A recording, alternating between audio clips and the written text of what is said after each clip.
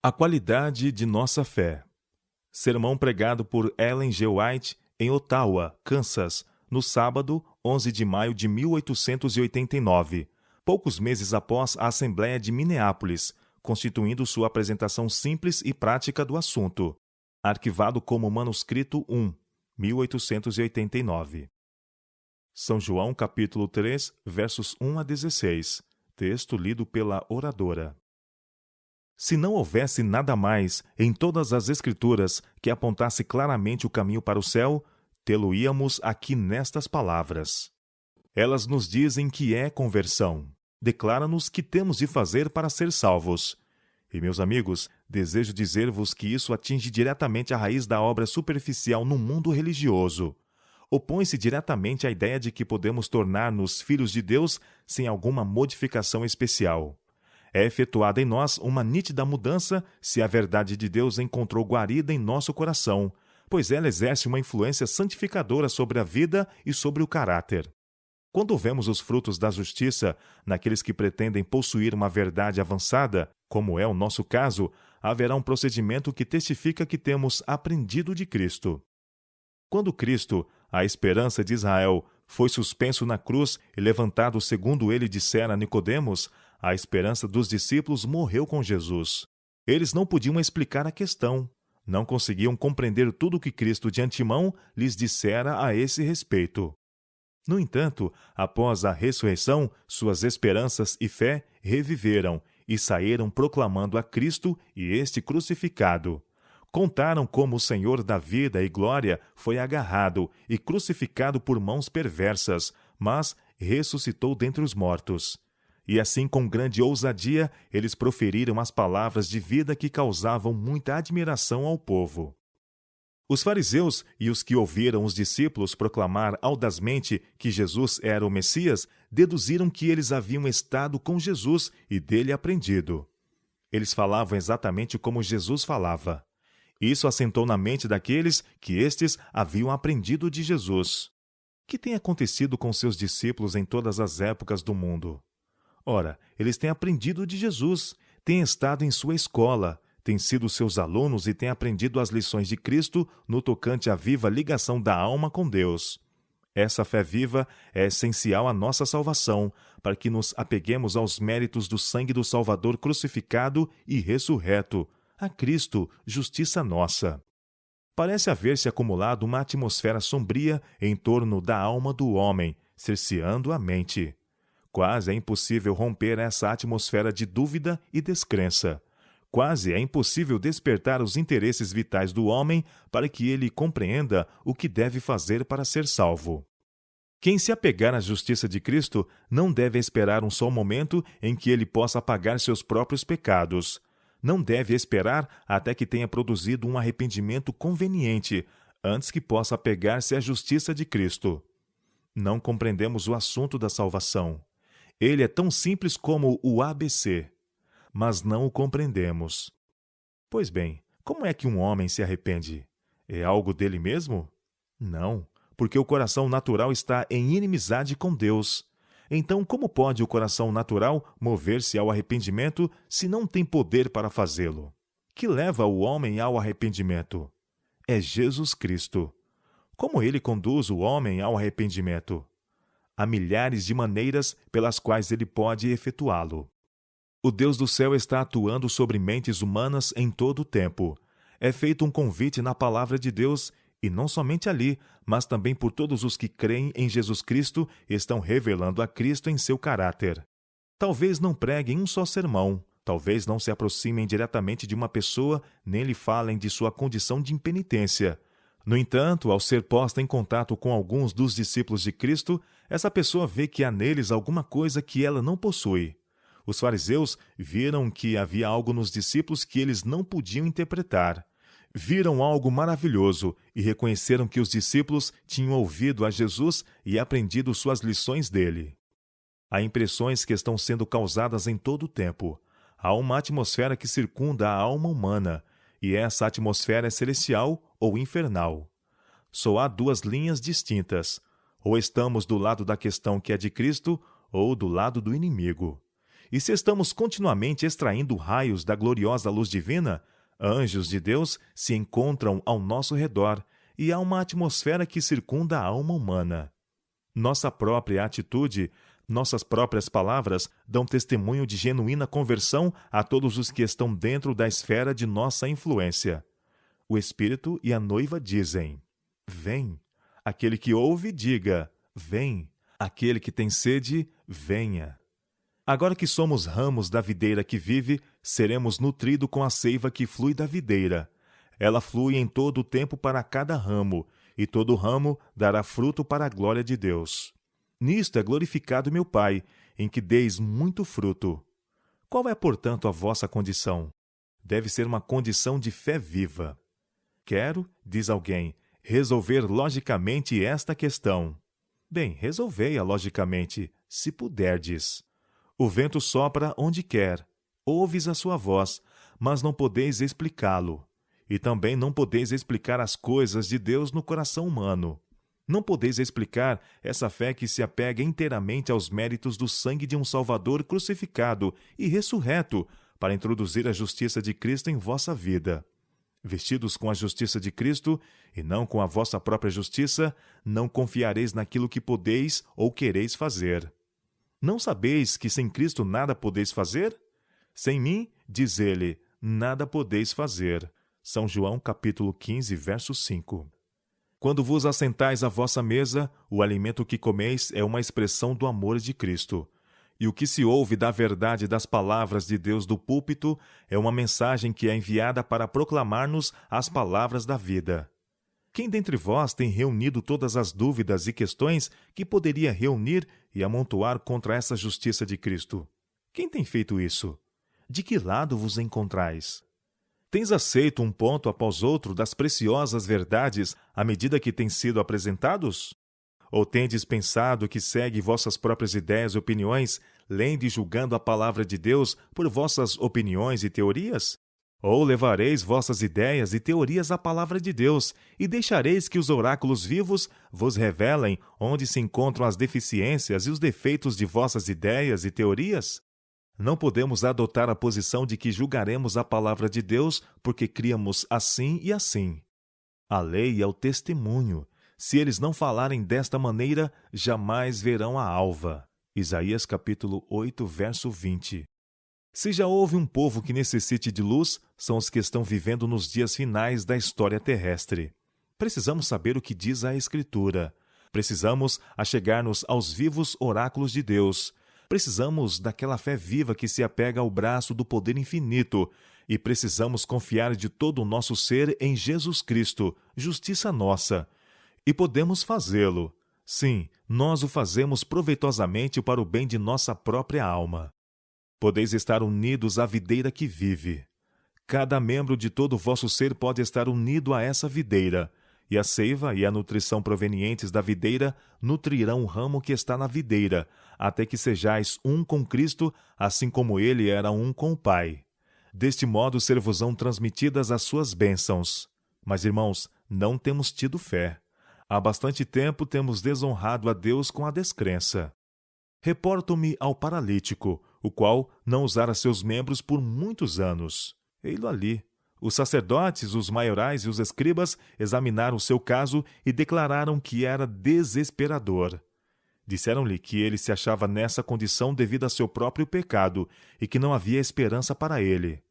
Mas recebeu a informação de que havia um homem chamado Jesus, o qual realizava prodígios. Ele estava curando os doentes e até ressuscitava os mortos. Mas como poderei ir ter com ele? Perguntou o homem.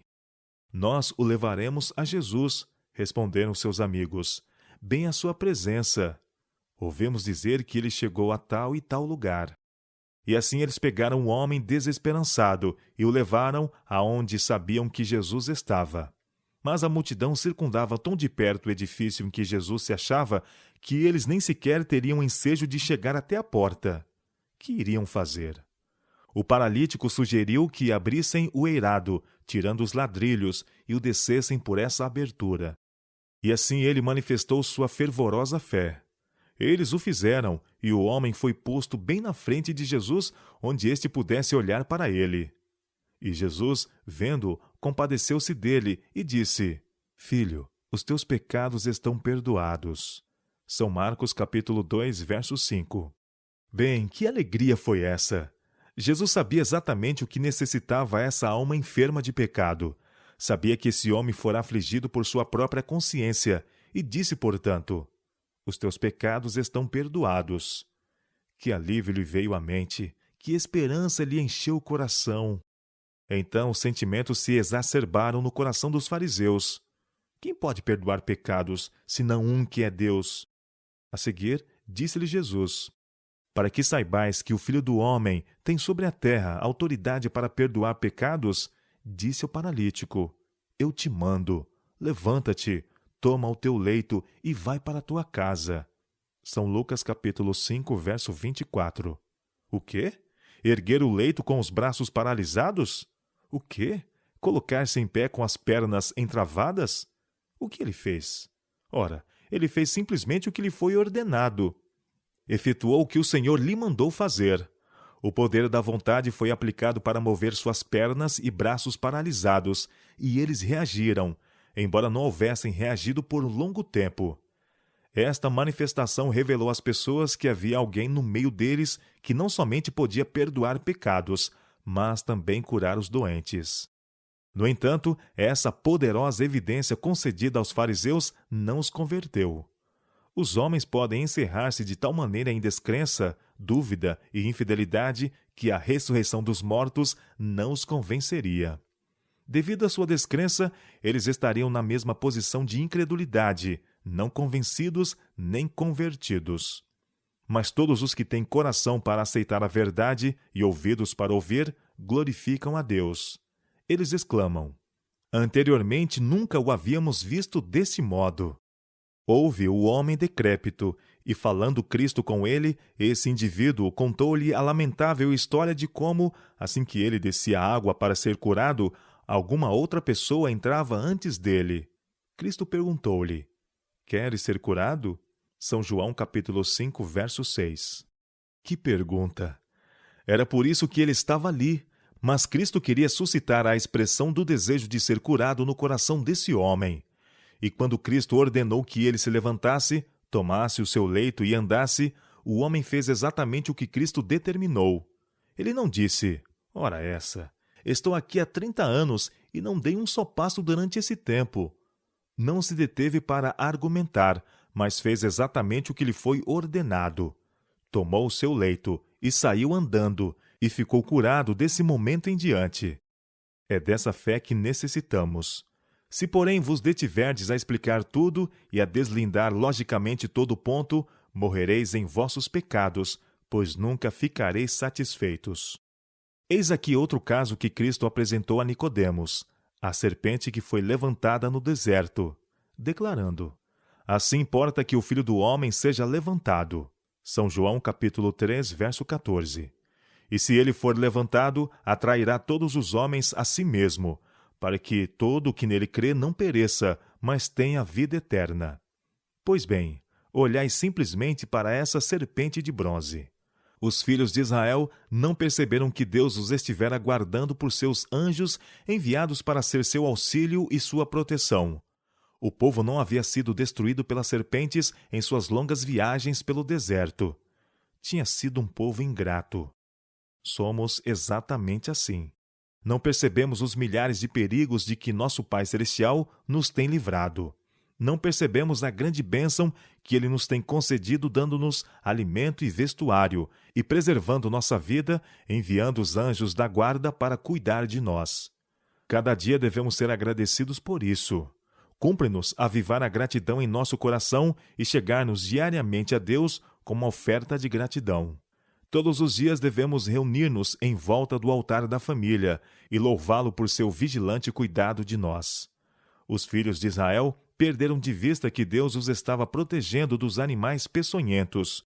Quando, porém, ele retirou sua mão, foram afligidos pelas picadas deles. O que aconteceu então? Ora, Cristo mesmo ordenou que Moisés erigisse uma haste, fizesse uma serpente de bronze e a colocasse nessa haste, erguendo-a à vista dos israelitas, para que todo aquele que olhasse para ela pudesse viver. Eles não tinham que fazer uma grande obra.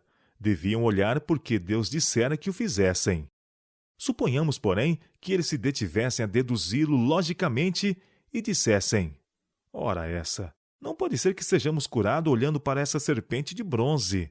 Nela não há vida. Mas o olhar de fé curou-os precisamente como Deus lhe dissera que seria o caso. Os que olharam viveram. Os que se detiveram a argumentar e a explicá-lo morreram. Que devemos fazer? Olhar e viver. E do modo por que Moisés levantou a serpente no deserto, assim importa que o Filho do Homem seja levantado. São João capítulo 3, verso 14. Por que razão? Para que os que o contemplarem não pereçam, mas tenham a vida eterna. Que espécie de fé é essa? É crer simplesmente ou é uma fé de aceitação? Há muitos aqui que têm essa espécie de fé. Credes que Jesus era o Filho de Deus. Tendes, porém, uma fé pessoal no tocante à vossa própria salvação? Credes que Jesus é o vosso Salvador? Que ele morreu na cruz do Calvário para vos resgatar? Que ele vos oferece o dom da vida eterna, se credes nele? E que é crer?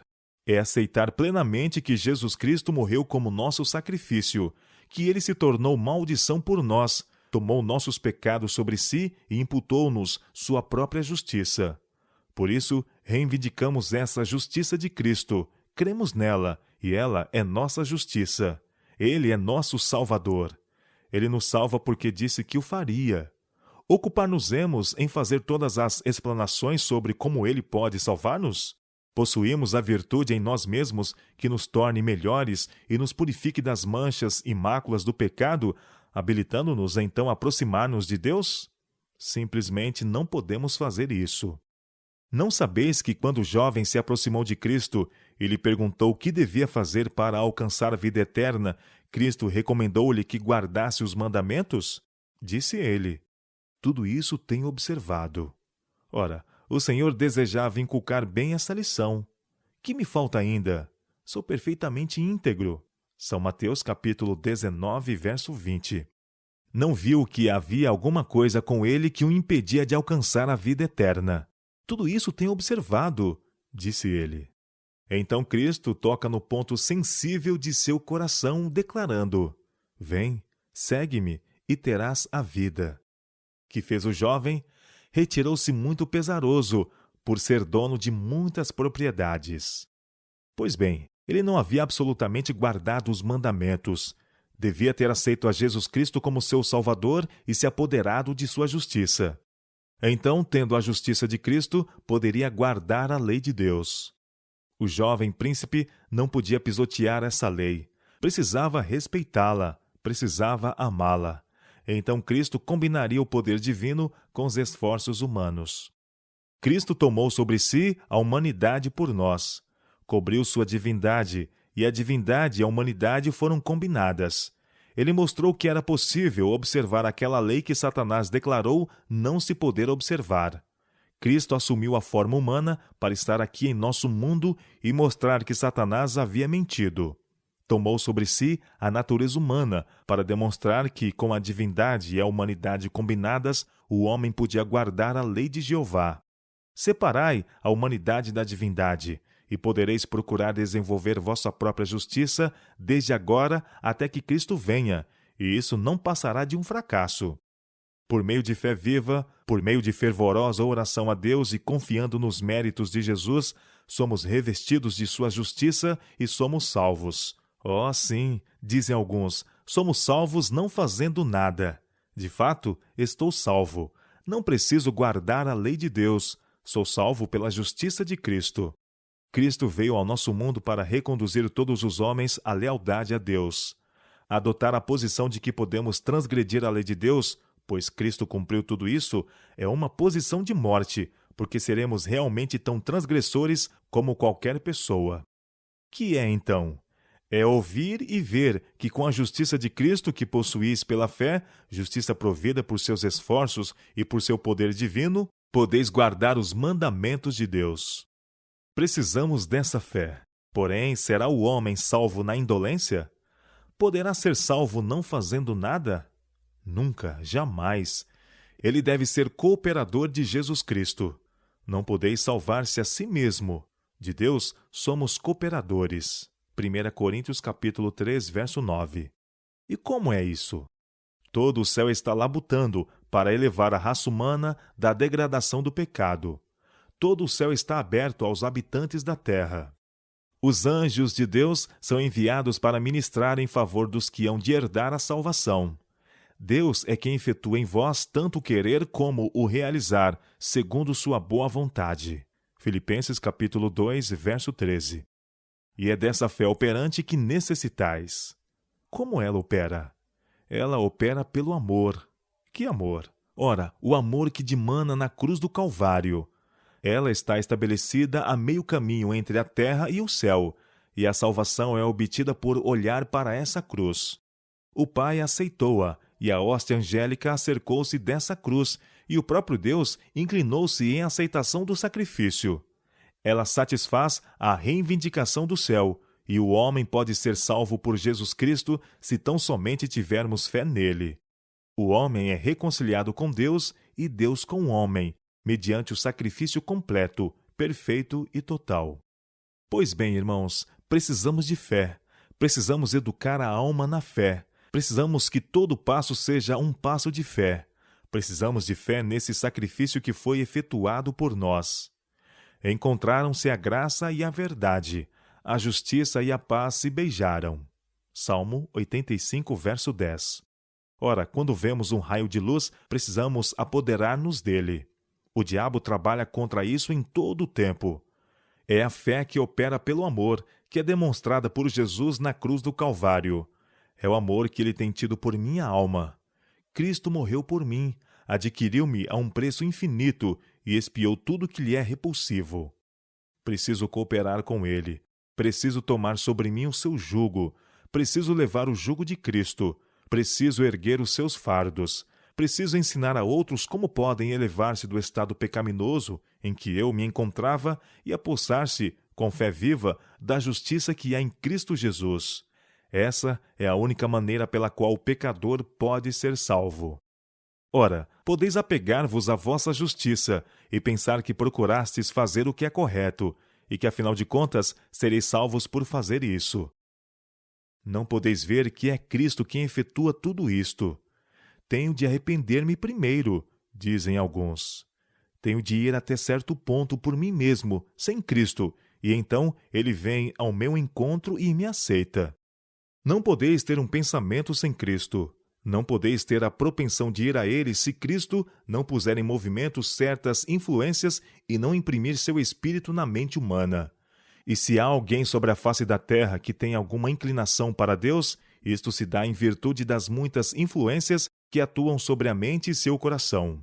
Essas influências requerem lealdade a Deus e apreço pela grandiosa obra que Deus realizou por nós. Nunca digamos, portanto, que podemos arrepender-nos por nós mesmos, e então Cristo perdoará. Não mesmo. É o favor de Deus que perdoa. É o favor de Deus que nos conduz ao arrependimento, pelo seu poder. Por conseguinte, é tudo de Jesus Cristo, tudo dele, e só tendes de dar glória a Deus. Por que não sois mais sensíveis quando vos congregais em vossas reuniões? Por que não sentis a vivificante influência do Espírito de Deus quando vos é apresentado o amor de Jesus e sua salvação? É porque não vedes que Cristo é o primeiro, o último e o melhor, bem como o Alfa e o Ômega, o princípio e o fim, o próprio autor e consumador de nossa fé. Não compreendeis isto, e permaneceis, portanto, em vossos pecados. Por que isso? É porque Satanás está lutando e batalhando aqui pelas almas dos homens. Ele lança sua sombra infernal em cheio sobre o nosso caminho, e tudo o que podeis ver é o inimigo e seu poder. Desviai o olhar de seu poder para aquele que é poderoso para salvar totalmente. Por que vossa fé não avança através da sombra até onde Cristo está? Ele levou cativo o cativeiro e concedeu dons aos homens. Ensinar-vos-á que Satanás reivindica toda alma que não se une com ele como sua propriedade. Satanás é o autor da morte. Que fez Cristo depois que ele colocou a Satanás sob o domínio da morte? As últimas palavras de Cristo ao expiar na cruz foram: está consumado. São João capítulo 19, verso 30. O diabo viu que se exceder a si próprio. Ao morrer, Cristo consumou a morte de Satanás e trouxe à luz a imortalidade. E que fez Cristo depois de ressurgir por ocasião da ressurreição? Ele apossou-se de seu poder e empunhou seu cetro. Abriu as sepulturas e trouxe para fora a multidão de cativos, testificando a todos em nosso mundo e no universo que ele tinha poder sobre a morte e que resgatou os cativos da morte. Nem todos os que creram em Jesus foram trazidos à vida nessa ocasião. Foi apenas um exemplo do que se dará para que saibamos que a morte e a sepultura não hão de reter os cativos, porque Cristo os levou para o céu. E quando vier outra vez, com poder e grande glória, ele abrirá sepulturas. A prisão será aberta e os mortos ressurgirão para uma gloriosa imortalidade. Eis aí os troféus que Cristo levou para o alto junto com ele e apresentou ao universo celestial e aos mundos que Deus criou. Qualquer afeição que por acaso eles tivessem por Lúcifer, que era o querubim cobridor, foi então destruída. Deus lhe deu a oportunidade de revelar seu caráter. Se não houvesse feito isso, poderia haver os que considerariam válida a acusação que ele lançara contra Deus, de que ele não lhe dera uma oportunidade razoável. O príncipe da vida e o príncipe das trevas estavam em conflito.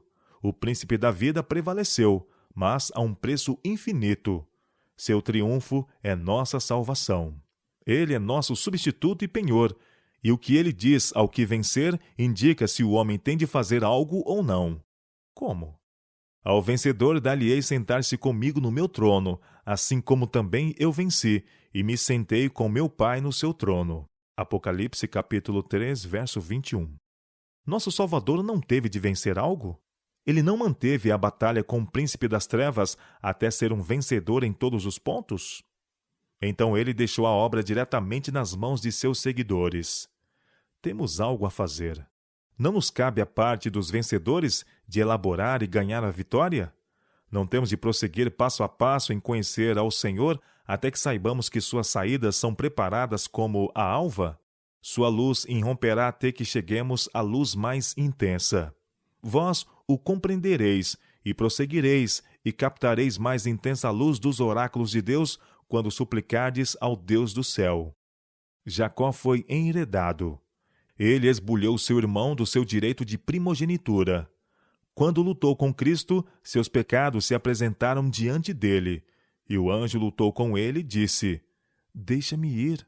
E Jacó respondeu: Não te deixarei ir, se me não abençoares. Gênesis capítulo 32, verso 26. Fareis isso? Lutareis com Deus nesta reunião até que saibais que ele se revela a vós? Há pecados que afligem vossa alma, vossos pecados vos angustiam.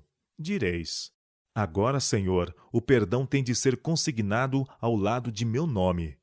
E lutareis e pleiteareis com Deus, apegando-vos à justiça de Cristo, dizendo: Ele tem de salvar, creio nele, aceito o que ele afirma. Pois bem, irmãos, que faremos? Jacó alcançou a vitória, e seu nome foi mudado aquele dia. Disto sucedeu quando ele prevaleceu com Deus. Sou tão agradecido a Deus porque providenciou um meio pelo qual podemos ter salvação completa e abundante. Não precisamos olhar para as sombras que Satanás lança em nosso caminho. Ele quer obliterar-nos o céu e a Jesus, bem como a luz e o poder do céu, e continuamos a falar do poder de Satanás. Mas não precisamos falar sobre isso. Isaías apresenta-o desta maneira: Porque um menino nos nasceu, um filho se nos deu, o governo está sobre os seus ombros, e o seu nome será Maravilhoso, Conselheiro, Deus Forte, Pai da Eternidade, Príncipe da Paz. Isaías capítulo 9, verso 6. Não significa isto que eu e meu Pai somos um? Deus nos ajude, irmãos, a despertar e a dar-nos pressa em fazer agora tanto quanto foi feito pelo paralítico, a fazer tanto quanto foi efetuado pelo homem decrépito e pelo homem com o braço paralisado. Eles fizeram exatamente o que lhes foi ordenado. Deus nos ajude a crer no Filho de Deus e que Ele possa salvar-nos totalmente, e teremos a vida eterna. Muitos de vós procedeis, porém, como se não houvesse suficiente animação em vossa alma para atender à verdade. Alguns de vós procedeis como se pensasseis que Jesus se acha encerrado no sepulcro novo de José. Ele não está ali. Ressurgiu dentre os mortos, e temos hoje um Salvador vivo que está fazendo intercessão por nós. Falai então de seu amor, falai de seu poder, louvai-o. Se tendes uma voz para dizer algo, falai de Deus, falai do céu, falai da vida eterna. Sei de pessoas que em seus lares falavam tão alto que seus vizinhos podiam ouvi-los, mas se levantavam nas reuniões e murmuravam algumas palavras que não podiam ser ouvidas. Precisais mostrar que tendes aprendido na escola de Cristo e que estáis progredindo. Com o coração se crê para a justiça, e com a boca se confessa a respeito da salvação. Romanos capítulo 10, verso 10. Quantos creem nas verdades que ouvistes hoje? Quereis que decorram alguns meses antes que reconheçais que nelas há luz? Quereis deter-vos para deduzir tudo isto logicamente? Morrereis antes desse tempo.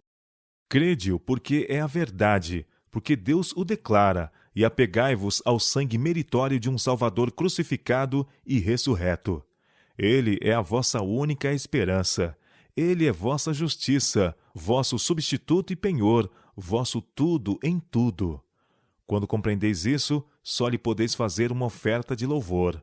Se, porém, não estáis dispostos a ir a Cristo e reconhecer que Ele faz tudo isso, se achais que tendes primeiro de dar alguns passos e ir até certo ponto para que Deus venha ao vosso encontro, isso é exatamente como a oferta de Caim. Ele não conhecia a Jesus e não sabia que o sangue de Jesus podia purificar seus pecados e tornar sua oferta aceitável a Deus. Há mais de um Caim, com ofertas maculadas e sacrifícios poluídos, e sem o sangue de Jesus. Deveis chegar-vos a Jesus Cristo em todo passo. Com o sangue de Jesus e seu poder purificador, fazei vossas petições a Deus e orai a Ele com fervor, e estudai a Bíblia como nunca dantes. A pergunta é: que é a verdade? Não é quantos anos eu tenho crido que o torna verdade. Deveis levar vosso credo à Bíblia e deixar que a luz da Bíblia define vosso credo e revele suas deficiências e onde está a dificuldade. A Bíblia deve ser vossa norma. Os vivos oráculos de Jeová devem ser vosso guia. Deveis cavar a verdade como a tesouros escondidos. Deveis descobrir onde está o tesouro, e então arar toda a polegada desse terreno, a fim de obter as pedras preciosas. Deveis explorar as minas da verdade em busca de novas gemas, de novos diamantes, e haveis de encontrá-los. Sabeis como é com o poder papal. As pessoas não têm o direito de interpretar as Escrituras por si mesmas. Precisam de que alguma outra pessoa interprete as Escrituras para elas. Não tendes uma mente? Não tendes a faculdade do raciocínio? Deus não concedeu discernimento ao povo comum, assim como aos sacerdotes e maiorais? Quando Cristo, o Senhor da vida e glória, veio ao nosso mundo, se eles o tivessem conhecido, jamais o teriam crucificado. Deus recomendou que examinassem as Escrituras, porque julgais ter nelas a vida eterna, e são elas mesmas que testificam de mim. São João capítulo 5, verso 39. Deus nos ajude a ser estudantes da Bíblia, até que possais ver a razão para isso por vós mesmos, e assim diz o Senhor nas Escrituras, não espereis que homem algum interprete a Bíblia para vós. E quando podeis ver isto, vós o conheceis por vós mesmos, e sabeis que é a verdade de Deus. Direis: eu li, eu o vi, e meu próprio coração se apega a isso, e é a verdade que Deus proferiu para mim de sua palavra. Pois bem, é isso que devemos ser, cristãos individuais. Precisamos ter uma experiência individual e pessoal. Precisamos converter-nos, como era o caso dos judeus. Se vedes uma pequena luz, não deveis recuar e dizer: esperarei até que meus irmãos a tenham visto. Se o fizerdes, continuareis nas trevas. Deus nos ajude a ter conhecimento da verdade. E se tendes visto a verdade de Deus, dirigi-vos diretamente para a luz e deixai os obstáculos para trás de vós. Não façais da carne o vosso amparo, mas tende uma viva experiência por vós mesmos, e então vosso semblante brilhará com a glória de Deus. Tendes andado com ele, e ele vos tem sustido. Tendes lutado e pleiteado com ele, e ele tem permitido que sua luz incida sobre vós. Ora, irmãos, vós vos tendes educado tanto em dúvida e suspeita, que tendes de educar vossa alma no âmbito da fé. Tendes de falar de fé, tendes de viver pela fé, tendes de agir pela fé, para que tenhais um aumento de fé. Exercendo essa fé viva, tornar-vos-eis vigorosos homens e mulheres em Cristo Jesus. Permita a Deus que esta reunião que estamos realizando seja uma reunião na qual nasça para vós o sol da justiça e brilhe em vosso coração com seus raios mais claros, fazendo de todos vós luzeiros no mundo. Podeis ser precisamente o que Cristo disse que seus discípulos devem ser, a luz do mundo. Deveis difundir essa luz, esperança e fé aos outros. Não deveis ir gemendo pelo vosso caminho em seu serviço, como se ele fosse um feitor severo, pondo fardo sobre vós que não podeis levar. Esse não é o caso. Ele quer que sejais cheios de alegria, cheios da bênção de Deus, para compreender a largura e o comprimento, a altura e a profundidade do amor de Deus, que excede todo entendimento. Quando é mencionado o seu nome, ele quer que ele fira a nota tônica, e haverá uma resposta em vosso coração. Então podereis render ações de graça, e glória, e honra e louvor àquele que está sentado no trono e ao Cordeiro. Deveis aprender a entoar esse cântico aqui, e quando fordes transformados no momento, num abrir e fechar de olhos, sabereis exatamente como executar o cântico de triunfo com os anjos celestiais e com os santos redimidos. Faremos com que as abóbadas celestes vibrem de louvor e glória. Pois bem, deixai que as abóbadas vibrem aqui. Permiti que esse lugar suscite louvor em vosso coração.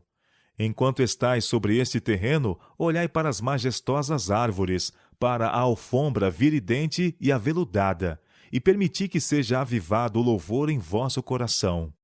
Louvai a Deus por termos o privilégio de estar neste mundo, tão belo como ele é. Estamos indo para um lugar melhor.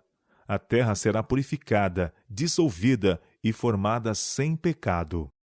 Não temos tudo para soerguer-nos diretamente desta mundanidade e sensualidade, desta conversa frívola e destituída de senso, destes gracejos e chocarrices, desses relatos falsos, bisbilhotices e ruins suspeitas? Eliminai tudo isso. É uma desonra para a igreja. Debilita e enfraquece a igreja. Nossa conversação deve ser santa. Como Deus é santo em sua esfera, sejamos santos em nossa esfera. Exultemos no precioso Salvador, o qual morreu para resgatar-nos, e reflitamos a glória de volta a Deus. Unamo-nos com o céu em nossos louvores aqui e com os cânticos dos anjos celestiais na cidade de nosso Deus.